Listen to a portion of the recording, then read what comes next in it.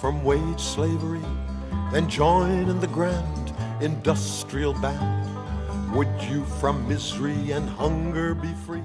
Then come. The first reference to a negotiated wage goes all the way back to the Code of Hammurabi, where a rate of 2 shekels was required payment for 60 gur, or about 300 bushels of wheat. The code also contained additional laws giving rates for ferry services and shipping freight by boat. The first known labor strike that we have in recorded history occurred in Egypt around 1170 BC. It was artisans working on the necropolis, demanding more rations. The onset of industrialization significantly changed how things worked. It became less about a guild of individuals working in the same trade in different areas, and more about a group of people working in a shared workspace. And of course, when workers share a workspace, they tend to collaborate. In 18th century England, this became such a concern that a royal proclamation was made in 1718 that made it illegal to form any kind of unsanctioned body of journeymen to affect wages or employment. But despite this law, the nascent unions continued and grew, particularly in mining and wool production. What were once former trade guilds in some industries became what we would consider trade unions. As these unions grew in British cities, they would claim the collaboration were for insurance purposes in order to get around the law. In the colonies, the first recorded successful labor strike came in 1768 when the journeyman tailors of New York were able to use work stoppages to prevent a wage reduction. The first recorded work stoppage after the American Revolution occurred in Philadelphia in 1786 when printers refused to accept proposed wage reductions and demanded to be paid $6 a week. They were successful with the support of Benjamin Franklin. In 1794, shoemakers in Philadelphia formed the Federal Society of Journeyman Cordwainers, cordwain being the type of leather used to make shoes. In 1805, the group went on strike for higher wages. The leaders of the striking group were then charged and indicted on conspiracy charges for their attempts to increase the wages. And notably, the prosecutors were paid not by the government, but by the employers who were trying to break the strike. A jury found the men guilty and made them pay a fine of $8, which was a week's wage at the time, as well as all the expenses of the trial. While the sentence was relatively small, and it technically only applied in state court, it did set a precedent that the old royal proclamation was still in effect. And absent any state or federal law saying otherwise, these precedents had great influence. Possibly as a result, there were at least 23 known indictments for criminal conspiracy around labor organization in Pennsylvania, Maryland, New York, Louisiana, Massachusetts, and Virginia. Most of these also led to convictions, usually only resulting in fines rather than jail. In Lowell, Massachusetts in 1834 and 1836, women working and living in the textile factory held strikes to protest decreased wages, mixed with increased rents in the boarding homes set up around the mills. The 1836 strike included between 1,500 and 2,000 women. Harriet Hanson Robinson, who was an 11-year-old employee, said of the event in her memoir, quote, "One of the girls stood on a pump and gave vent to the feelings of her companions in a neat speech, declaring that it was their duty to resist all attempts at cutting down the wages." This was the first time a woman had spoken in public in Lowell, and the event caused surprise and consternation among her audience. In 1834, the National Trade Union was formed, and in 1836 had around 300,000 members in 50 separate unions throughout the Northeast and Midwest. The group called for a 10-hour workday and uniform wages, but the group largely broke apart following the national economic collapse caused by the Panic of 1837. In 1842, the legal standing for creating trade unions became more solid when the Massachusetts Supreme Court ruled in the Commonwealth versus Hunt that forming a labor union was legal, finding people, quote, "are free to work for whom they please or not to work if they so prefer, and can, quote, agree together to exercise their own acknowledged rights in such a manner as best to subserve their own interests." And in that same year, Massachusetts also passed a law limiting children under 12 to a maximum of 10 hours of labor a day. It wasn't until 1847 that New Hampshire became the first state to apply a 10-hour workday limit to adults as well, although federal employees had that protection since 1840. In 1850, 2 tailors in New York were killed as the police attempted to disperse them during a strike, and these are generally considered to be the first deaths from violence during labor strikes in the United States. In 1857, 200 employees of the Erie Railroad went on strike when the company reduced their wages by 25%. When the railroad found 200 replacements, the strikers armed themselves with muskets and refused to allow the replacements to access the worksite, and police had to come to disperse the striking workers. In the middle of the Civil War, a few months after Abraham Lincoln issued the Emancipation Proclamation, in March of 1863, around 3,000 mostly Irish dockworkers went on strike. There had for a long time been a great deal of racial tension at the docks, as white workers often refused to work with black workers. But this grew greatly, starting in 1848, when there was a large influx of Irish workers to New York following the Irish potato famine. Given that the white workers had often refused to work with the black workers, the existing black workers declined to join the strike, and other black workers were hired as replacements. A mostly Irish mob physically attacked the roughly 200 black workers, and police were able to break up the conflict at the time, But when a larger riot over the draft of the war broke out in July, violence around the waterfront was heavily targeted toward black communities and businesses that catered to them. One of the businesses targeted was called the Colored Orphan Asylum, located on Fifth Avenue. It housed over 200 children. One of the survivors of the attack wrote, quote, "The children, numbering 233, were quietly seated in their schoolrooms, playing in the nursery, or reclining on a sickbed in the hospital, when an infuriated mob, consisting of several thousand men, women, and children, armed with clubs, brickbats, etc., advanced on the institution. Reports indicate that an Irishman stood up to the mob, shouting, quote, 'If there's a man among you with a heart within him, come and help these poor children.' The report went on to say that on hearing him, the mob, quote, 'laid hold of him and appeared ready to tear him to pieces.' It did say this man taking the mob's attention may have provided enough time for the orphans to escape before the orphanage was burned to the ground. It took several days before federal troops were able to put down the mob and restore some level of order to the city. Officially, the death count during the draft riots was 119, but most believe the number is closer to 1,200. Following the riots, the Longshoremen's Association announced, quote, 'The colored people must and shall be driven to other parts of industry.' Following the end of the Civil War, the National Labor Union was founded in 1866 and successfully lobbied for an 8-hour workday for government workers that passed in 1868. The group at its peak claimed around 800,000 members, but most agree this number was an exaggeration. In 1869, the National Colored Labor Union was formed to address the issues of black people excluded from these unions, and the president of the National Labor Union, William H. Silvis, welcomed the delegates to come to his convention, stating the group had, quote, 'no distinction of race or nationality.' By 1892, both groups had become more political parties than labor unions, and the National Labor Union actually formed to become a full political party, calling itself the National Labor Reform Party. They nominated Supreme Court Justice David Davis as its candidate, but after they received only one electoral vote, the group largely disbanded after holding its last convention in 1873. In 1867, around 2,000 Chinese workers working on the Transcontinental Railroad in California went on strike after a tunnel explosion killed 5 Chinese workers. In addition to safety concerns, the Chinese were also protesting the fact that they were being paid only about half the wages of their white counterparts. But the railway contractors refused to give in to the demands. The protests were taking place far from many cities in the Sierra Nevada wilderness, and so the contractors were able to withhold food and supplies to the group until they were eventually forced to give in and return to work after about a week.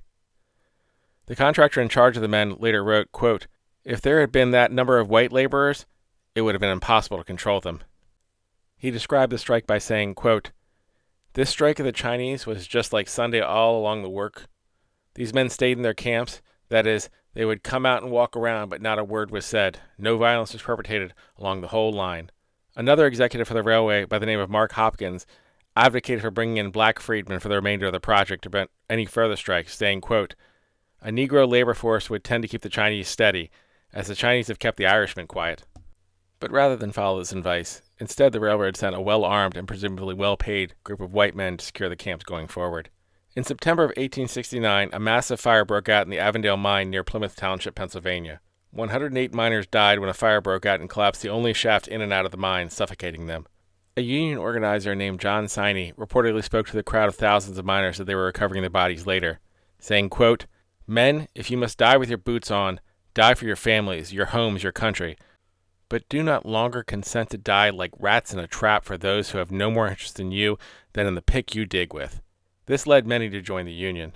In northeastern Pennsylvania, Franklin B. Gowan was the president of the Philadelphia and Reading Railway and of the Philadelphia and Reading Coal and Iron Company. This made him one of, if not the wealthiest coal magnate in the world at the time. He hired members of the Pinkerton Detective Agency, which was functionally a private police force, to come and infiltrate Irish groups in the area, ostensibly on the claims that the Irish are part of a criminal secret society known as the Molly Maguires, or the Mollies. A writer living in the area at the time later wrote, quote, 'Mr. McGowan was fully impressed with the necessity of lessening the overgrown power of labor unions and exterminating, if possible, the Molly Maguires. When a leader of the union was killed, the Irish Mollies were blamed, leading to Welsh retaliation and infighting between Welsh and Irish miners, which continued even when the union needed both groups to participate in strikes. Some historians have argued that the wave of violence between the Irish and the Welsh suspiciously matched the arrival of the Pinkerton detectives. A Pinkerton agent by the name of James McFarland specifically was able to infiltrate the Molly Malones. McFarland himself was upset that some of the information he had gotten had led to deaths. He submitted a resignation letter where he stated, quote, 'Now I wake up this morning to find that I am the murderer of Miss McAllister. What had a woman to do with the case? Did the Mollies, in their worst time, shoot down a woman?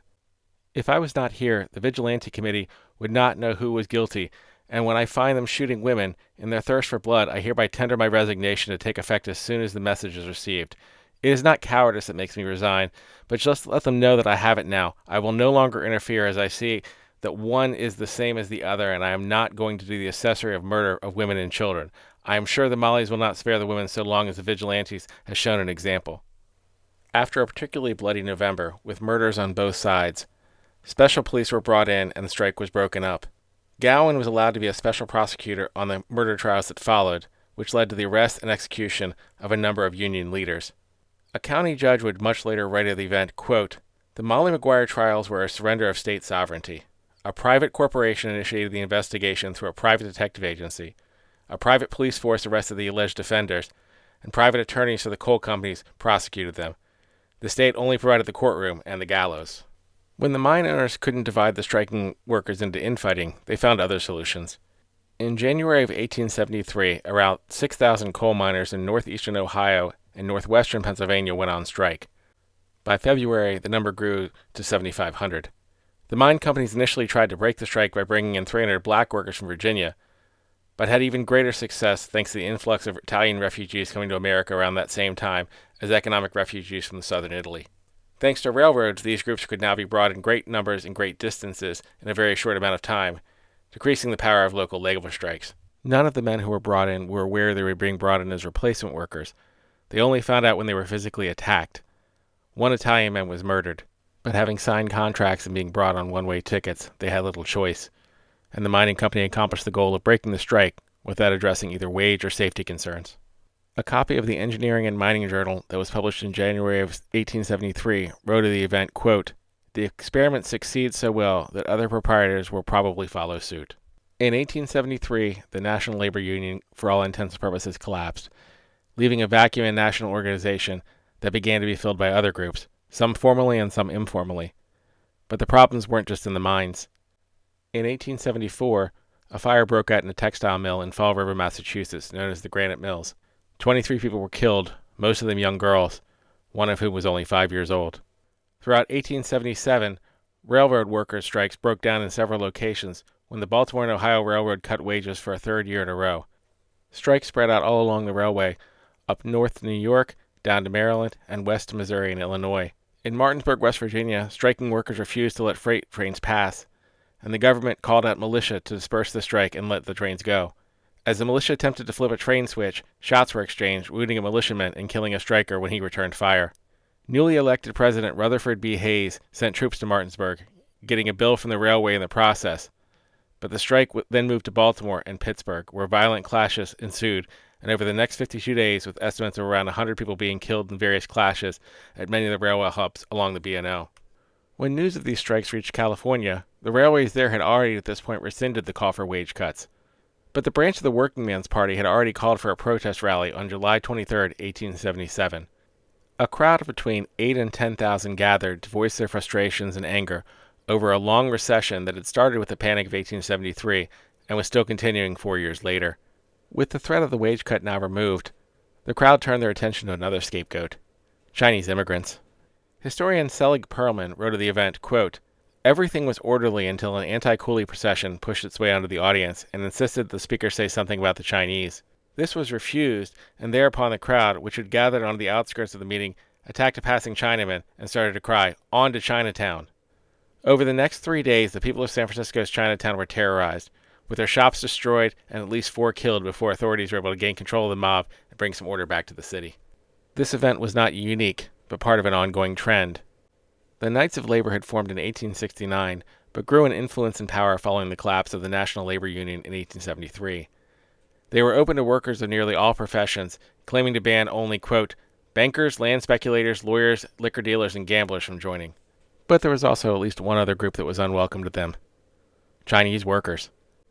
In 1880, the California branch of the Knights of Labor wrote of the Chinese workers there, quote, "They bear the semblance of men, but live like beasts, who eat rice and the offal of the slaughterhouse."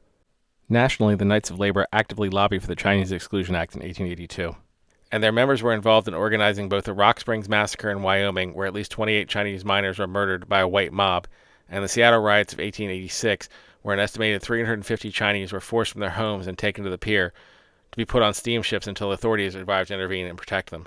This isn't to say that there were no times minority groups didn't benefit from labor unions and work stoppages. In 1881, washerwomen in Atlanta went on strike ahead of the World's Fair, and although many of those who went on strike were fined or even arrested, they were able to negotiate a deal that gave them the ability to charge higher rates and have more control over their businesses in exchange for a $25 licensing fee. But as before, divisions within groups could be exploited. In March of 1886, more than 200,000 workers in 5 states engaged in work stoppages against the Union Pacific and Missouri railroads, allegedly after the owner of the railroads, Jay Gould, broke an agreement with the Knights of Labor, where the two had agreed that, quote, no man should be discharged without due notice and investigation. Reportedly, Gould had fired a member for allegedly attending a union meeting on company time. But the Knights were not able to convince the Brotherhood of Locomotive Engineers and the trainmen to honor the strike, and so Gould was able to hire strikebreakers to fill the remaining jobs, including some Pinkerton agents.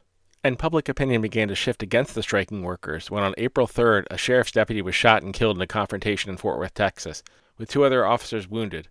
More violence followed, including Pinkerton agents threatening striking workers. After a call for a larger general strike on May 1, 1886 for an 8-hour workday produced less support than expected, the strike ended on May 4th, with no concessions gained. Also on May 4th, in Chicago, a rally had been called by anarchist groups after 2 workers were shot prosecuting strikebreakers at a local factory the day prior. The flyers were printed in English and German and were put up around the city. The first batch stated, "Workingmen, arm yourself and appear in full force." The rally began in the early evening with the editor of a local anarchist German-language newspaper by the name of August Spies giving a speech where he reportedly said, quote, "There seems to prevail the opinion in some quarters that this meeting has been called to inaugurate a riot. Hence these warlike preparations on the part of the so-called law and order. However, let me tell you at the beginning that this meeting has not been called for any such purpose. The object of this meeting is to explain the general situation of the 8-hour movement and to throw light upon various incidents in connection with it." But reports were that the speeches who followed, specifically an English-born socialist, anarchist, and labor activist Methodist pastor named Reverend Samuel Fielden, became, quote, wilder and more violent as he proceeded. What is generally agreed on is that around 10:30, as Fielden was finishing up his speech, a large number of police began to arrive, marching toward the speaker's platform in formation, ordering the crowd to disperse. A homemade bomb was then thrown at the police, and gunfire ensued, with both sides reportedly exchanging fire with each other in the darkness. One police official said anonymously, quote, "A very large number of the police were wounded by each other's revolvers. It was every man for himself, and some got 2 or 3 squares away, the rest emptied their revolvers mainly into each other. 7 police officers were killed, along with at least 4 protesters, although the number of protesters killed and wounded may be underestimates, as seeking medical attention would put them at risk. A police investigation stated the wounded protesters were, quote, largely in excess of those on the side of the police." When an anarchist by the name of Louis Ling's apartment was raided, a number of bombs as well as bomb-making materials were found. Ling had only just arrived in America the year before, growing up in Germany. Ling wrote that he became radicalized when his father was injured in a lumber mill accident, stating, quote, "At this time I was 13 and my sister 7 years old, and at this age I received my first impressions of the prevailing unjust social institutions, i.e. the exploitation of men by men." Ling was put on trial with 8 other suspects, although he himself was not at Haymarket Square. In fact, only 2 of those tried were at the square, and the person who most likely actually threw the bomb probably fled the country after being arrested twice and released by police. 5 were born in Germany, 1 in England, and the other 2 were born in America, 1 of German heritage, the other English. All 8 were found guilty, in part because their attorney conceded their involvement, stating at the trial, quote, that when a general revolution or a general strike was inaugurated, when they were attacked, that then, in fact, while carrying out the purposes of that strike or revolution, that then they should use dynamite, and not until then. 7 were sentenced to death, 1 to 15 years. The governor agreed to commute the sentences of any who asked for clemency, but only 2 agreed, getting commuted to life in prison. Before he could be executed, Ling was able to get a friend to smuggle a blasting cap into his cell. He put the cap in his mouth and lit it, blowing off his lower jaw. As he lay dying, he wrote in blood on his cell, "Hoch die Anarchie," or "Hooray for Anarchy" in German. The following day, the scheduled execution of his 4 co-defendants proceeded. The 4 men reportedly sang La Marseillaise as they marched to the gallows.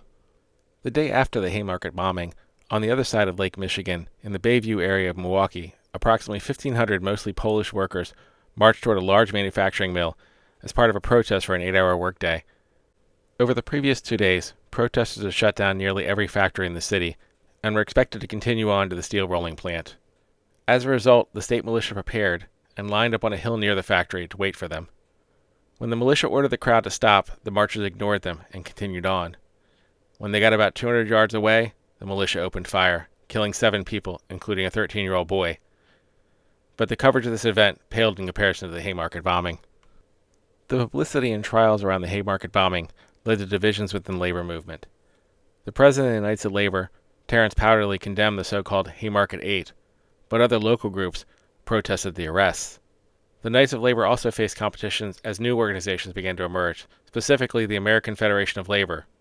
The AFL's stated goal was to create, quote, an American Federation of Alliance of all national and international trade unions, and this began to drive a wedge between the highly skilled trade unions and the more easily replaced lower skilled workers. In October of 1877, a man by the name of Duncan Kenner founded the Louisiana Sugar Producers Association and got the 200 largest sugar plantations to agree to withhold 80% of wages until the end of the growing season to assure workers couldn't leave until the work was done. With the collapse of Reconstruction, these farms were run by predominantly black farm workers who had few other options. They would find themselves with not only their wages cut, but in some cases being given no wages at all and instead being paid in tickets that were only redeemable at company stores. This drove the workers into debt so deeply that functionally they could be forced to continue working without pay. By 1887, the circumstances were so dire that the black farm workers reached out to the Knights of Labor, who helped them organize a strike for 3 weeks starting in November, a critical time during the harvest and processing season. The owners of the plantations reached out to Governor Samuel Douglas McHenry for assistance. McHenry reportedly said, quote, God Almighty has himself drawn the color line. The governor dispatched 10 infantry companies and an artillery company from the state militia to St. Mary's Parish to protect strikebreakers. As many as 20 people were hurt or killed in this instance. Much of the black community retreated to the town of Thibodaux to continue the strikes and hoped that they would have safety in numbers. But this hope was misguided. On October 21st, after the shooting of 2 black men, a white militia led by a former Confederate ordered the entrances of the city to be blocked, and then the shooting began. The Daily Pelican reported, quote, 6 killed and 5 wounded is what the daily papers here say, but from an eyewitness to the whole transaction, we learned that no less than 35, fully 30 Negroes have sacrificed their lives on the riot on Wednesday. Negroes were killed outright, lame men and blind men shot. Children and hoary-headed grandsires ruthlessly swept down. The Negroes offered no resistance. They could not, as the killing was unexpected. Those of them not killed took to the woods, a majority of them finding refuge in the city. There was no subsequent federal investigation or any consequences for anyone involved in the killings. In fact, one of the participants, named Andrew Price, was elected to Congress in 1889 and served for 8 years. This ended not just the plantation strike, but more or less all black farm labor organizing in the South at the time. In 1890, Congress passed into law the Sherman Antitrust Act, which was intended to prevent monopoly controls over industries, was also used to allow government to act against labor unions. Many years later, Supreme Court Justice William O. Douglas would write, quote, it is ironic that the Sherman Act was truly effective in only one respect, and that was when it was applied to labor unions. Then the court read it with a literalness that never appeared in other decisions. In 1892, Andrew Carnegie had placed a man by the name of Henry Clay Frick in charge of his steel operations in Homestead, Pennsylvania. Frick was in charge of the negotiations with the Amalgamated Association of Iron and Steel Workers, as the existing collective bargaining agreement was set to expire in June of that year.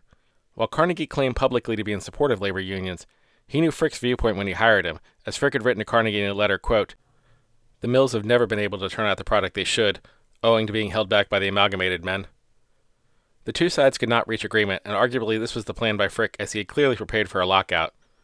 Starting in January, a barbed wire fence was built around the entire facility. Sniper towers with searchlights had been constructed, and a high-power water cannon was set at each entrance. Frick also made sure to stockpile a large amount of excess inventory. When the strike began, the strikers organized to prevent shipments from leaving the plant, and to assure strikebreakers could not be brought in to replace them. In addition to picket lines and blocking trains, they also had rowboats to stop ferries from being loaded at the plant. Strangers in town were confronted, and if they were reporters, they were given special badges and allowed to travel without confrontation, but reportedly only if they wrote stories supporting the strikers. Frick contracted with the Pinkerton Detective Agency to provide security and attempt to break the strike. 300 agents armed with Winchester rifles assembled 5 miles downstream to be brought to the plant. The striking workers got word in the middle of the night. They sent rowboats that fired warning shots and blew the plant whistle at 2:30 in the morning on July 6th, bringing thousands of men, women, and children to the plant to stop the Pinkerton group from being able to land their boats. As the Pinkerton agents attempted to disembark, shots were fired, although it's disputed who fired first. One of the boatmen bringing the Pinkerton said, quote, "The armed Pinkerton men commenced to climb up the banks. Then the workmen opened fire on the detectives. The men shot first, and not until 3 of the Pinkerton men had fallen did they respond to the fire. I'm willing to take an oath that the workmen fired first, and that the Pinkerton men did not shoot until some of their number had been wounded." However, reporters at the scene from the New York Times reported that Pinkertons fired first. Regardless, a battle ensued, with Homestead strikers even using the 20-pound brass cannon to fire on the ships bringing the Pinkerton agents. Around 5 p.m., the Pinkerton agents waved a white flag of surrender and were marched through town to be held at the Opera House, which served as a temporary jail before eventually being sent to Pittsburgh and released on July 7th. The head of the Pinkerton Detective Agency, a man by the name of William Pinkerton, would later testify to Congress that 2 Pinkerton agents were killed and a third committed suicide, but others claim the number was 7 killed and 11 wounded. On July 12th, the Pennsylvania State Militia arrived, led by General Major George R. Snowden.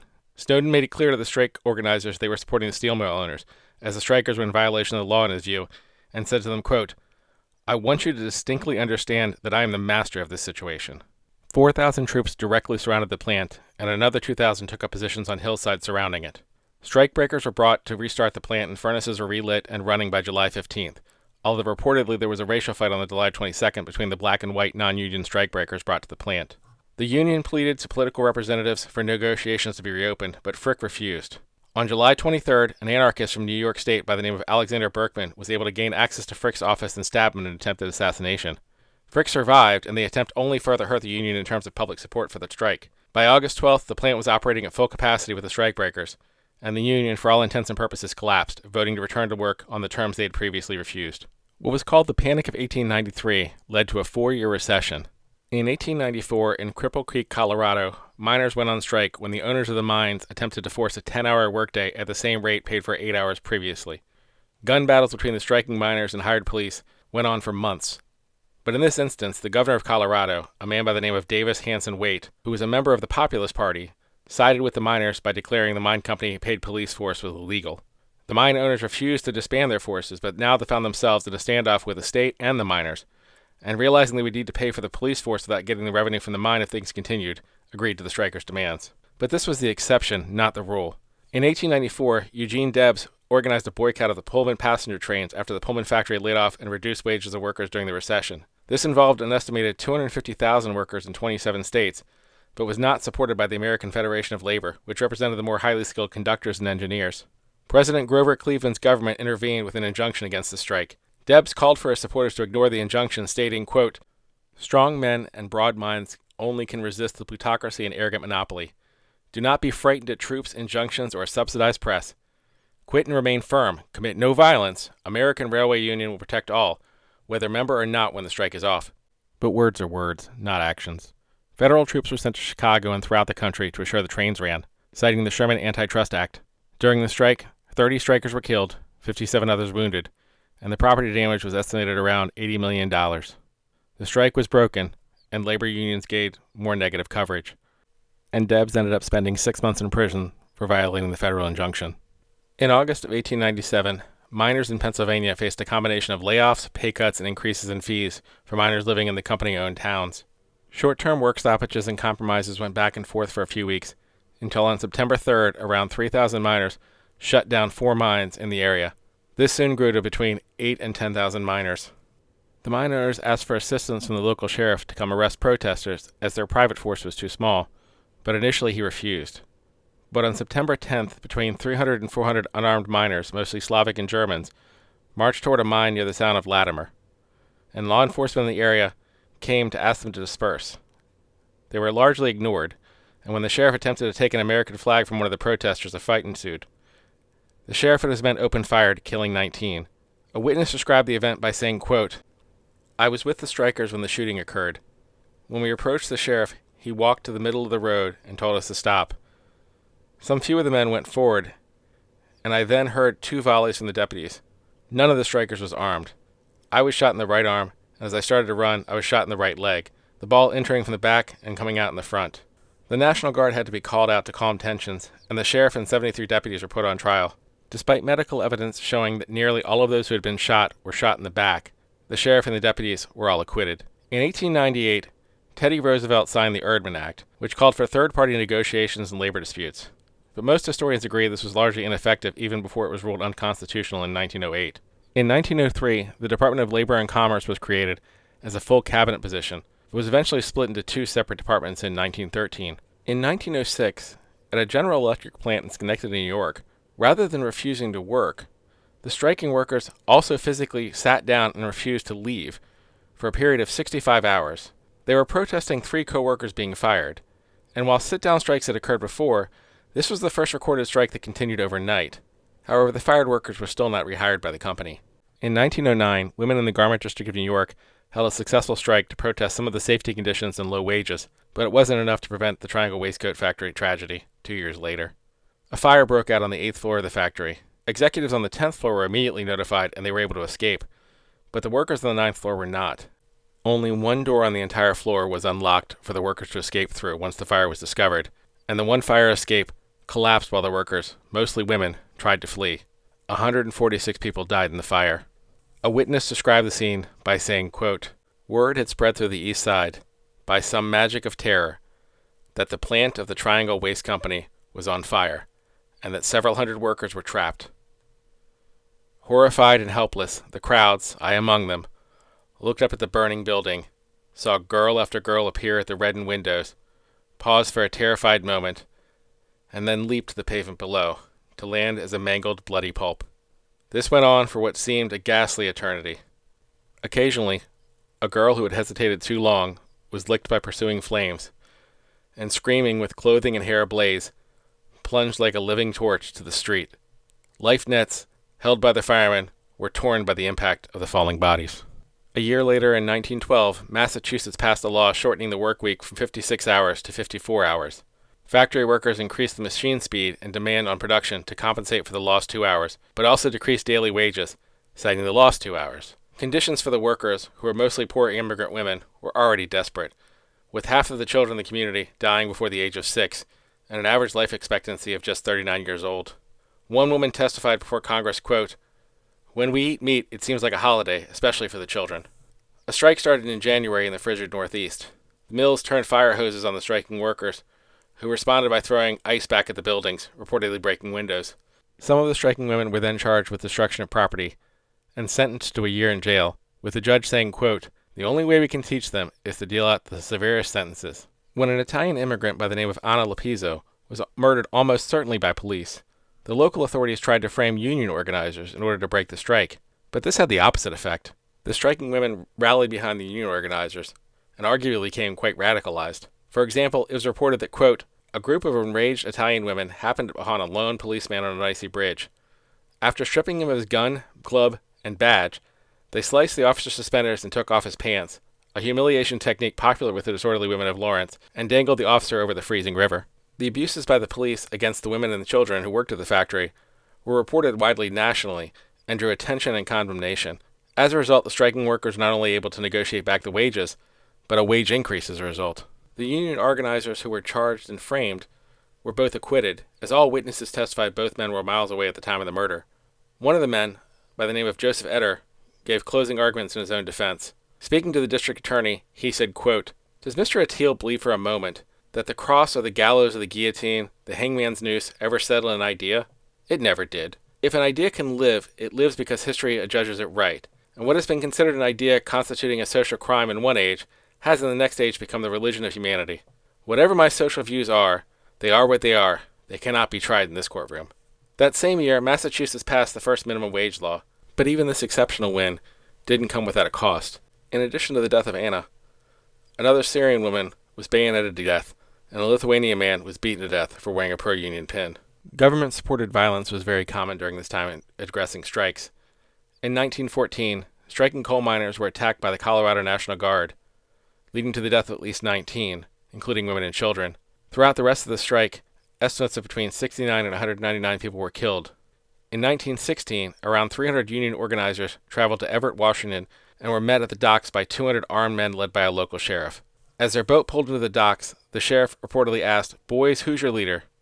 The group reportedly laughed and responded, "We're all leaders," and swung out the gangplank to disembark. The sheriff pulled his gun and told them they couldn't get off the boat. A man on the boat responded, "The hell we can't," and a shot rang out, followed by a reported 10 minutes of gunfire. Those on the ship nearly capsized it when they rushed to the other side to avoid being shot. When the shooting was done, between 16 and 20 were dead, including Sheriff McRae. In 1917, in Bisbee, Arizona, around 1,300 striking miners were deported to Mexico in boxcars at gunpoint by around 2,000 sheriff deputies. But even being in law enforcement didn't provide complete protection. In 1919, the Boston police went on strike. 1,117 officers failed to report for duty, which was about 72% of the total force. After a night of unrest, then-Governor Calvin Coolidge sent 5,000 National Guard troops into the city to stabilize the situation. Coolidge said in a telegram, quote, "I earnestly hope the circumstances may arise which will cause the police officers to be reinstated." But the Boston Police Commissioner instead took advantage of the large number of veterans returning from World War I to replace all of the striking police officers. The return of men from World War I didn't just affect the police. Steel labor organizers found themselves unable to rent meeting halls and were targeted generally across the country as the steel manufacturing industry saw an opportunity to potentially break the unions at a time when demand was in decline. Popular views of unions generally were also in decline following the Russian Revolution in 1917. This created the first so-called Red Scare. Wealthy business and newspaper owners, through popular culture, began to present striking workers as, quote, left-wing foreign agent provocateurs. All of this was mixed in with news reports of plots to send bombs in the mail to prominent political and business leaders, in a country only now coming out of a war where the government had openly interned citizens on suspicion alone. All of this led to compliance by the press. The Washington Post reportedly responded to Woodrow Wilson using the Sedition Act to criminalize language seen as disloyal by saying, quote, "There is no time to waste on hair-splitting over infringement of liberty." The New York Times wrote of those arrested, quote, "Souvenirs of the new attitude and aggressiveness which had been assumed by federal evidence against Reds and suspected Reds." The steel companies painted labor leaders as communists, and many of the miners were immigrants. They were painted as disloyal to the federal government at the time. Where strikes did occur, law enforcement was used to disperse striking workers and protect strikebreakers who came in their place. A Protestant group that tried to mediate a deal between the two parties wrote, quote, "The United States Steel Corporation was too big to be beaten by 300,000 working men. It had too large a cash surplus, too many allies among other businesses, too much support from government officers, local and national, too strong an influence with social institutions such as the press and the pulpit. It spread over too much of the earth, still retaining absolutely centralized control, to be defeated by widely scattered workers of many minds, many fears, varying states of pocketbook, and under comparatively improvised leadership." During World War I, Wilson had temporarily nationalized the rail system as part of the war effort. In 1920, when control of the American railroad system was given back to a private interest, a railroad labor board was set up to oversee wages and working conditions of the railway workers.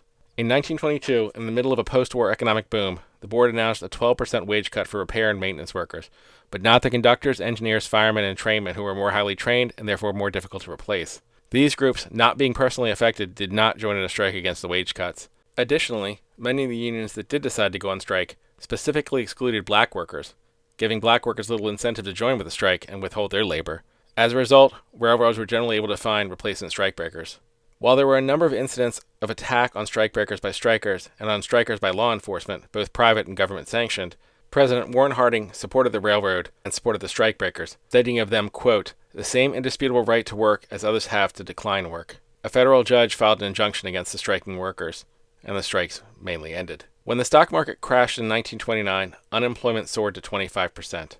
Worker power plummeted, and paying union dues when jobs were so hard to come by fell by the wayside largely. But the election of FDR brought far more sympathetic leadership. In 1932, the Norris LaGuardia Anti-Injunction Act made it harder for courts to issue injunctions against striking workers, at least in federal courts. And in 1933, the National Recovery Act was passed.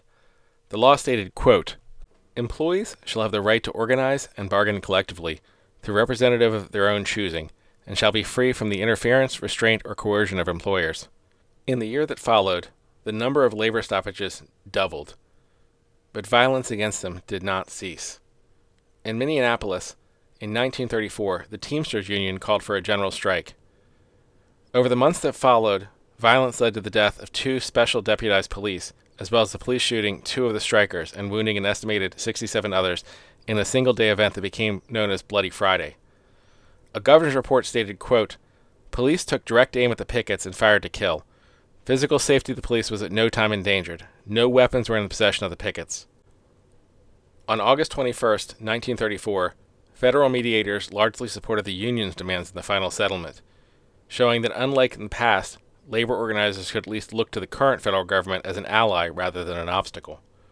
In 1938, Fair Labor Standards Act passed, creating the 40-hour work week, and in 1941, the Fair Employment Practices Commission was founded to address racial discrimination in the workplace. This met a great deal of resistance in the South, as did much of the labor movement. The shift from the government as an enemy to an ally to labor helped union membership grow rapidly in the run-up to World War II, and also following. In addition to the already existing AFL, a new organization calling themselves the Congress of Industrial Organizations formed.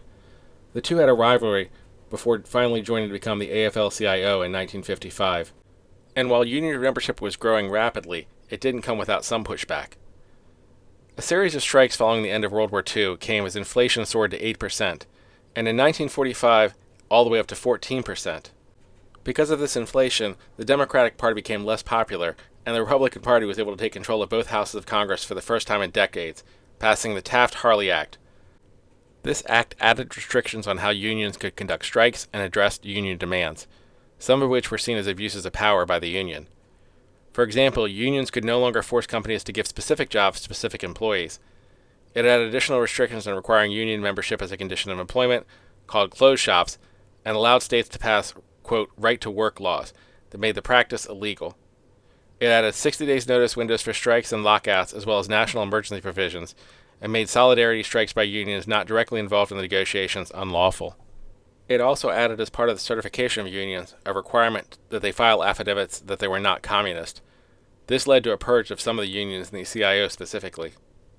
These changes formalized labor strikes on both sides, and with some notable exceptions, particularly with regards to the United Farm Workers in the Southwest, reduced violence.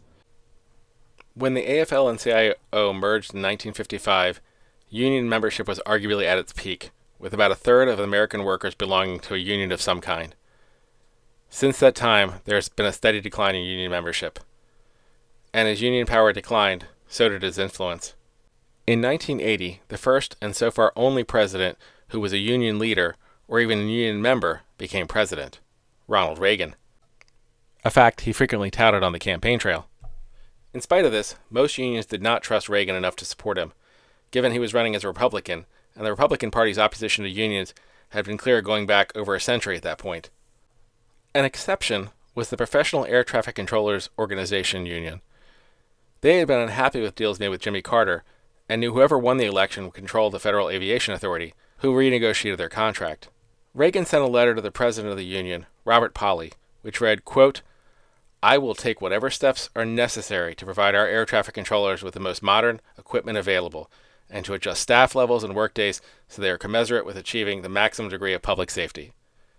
The letter went on to say, quote, "I pledge to you that my administration will work very closely with you to bring about a spirit of cooperation between the President and the air traffic controllers." And so, as many other unions which catered to highly skilled workers did in the past, they broke off other unions to pursue their own interests and endorsed Reagan. Reagan won the election in a landslide, carrying 44 of the 50 states. And in February of 1981, the month after he took office, the Air Traffic Controllers Union began negotiating a new contract with the Federal Aviation Authority. The FAA made a number of concessions, which would have greatly reduced pay and benefits and reduced hours, but the FAA did not meet the full demands of the union. So on August 3rd, 1981, the air traffic controllers went on strike. That same day, Ronald Reagan announced at a press conference regarding the air traffic controllers that, quote, "They are in violation of the law, and if they do not report for work within 48 hours, they have forfeited their jobs and will be terminated." Likely believing Reagan was bluffing or that he would support them, only 10% of the striking workers returned following the ultimatum. On August 5th, the Reagan administration fired 11,345 air traffic controllers who did not return to work and banned them from federal service for life. History is awkward.